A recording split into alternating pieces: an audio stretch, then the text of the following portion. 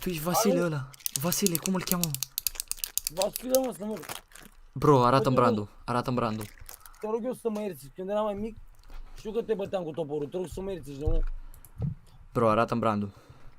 Frate, nu se restaurant să iau comenzi, ești nebun. Ba da, că ai pizza în spate. Și ce dacă am o pizza în spate? Ce faci, mă? Foarte bine, tu? Cu ce te da pe buze, mă? Cu vaselină. Vrei și Bă, tu? cine vorbesc, mă, ești nebun? Alo? Colibri tu ești, mă? Bă, mă auzi, mă? Pasărea colibri. Pasărea colibri, mă auzi? Cu ce te da, mă, pe buze? Mă auzi?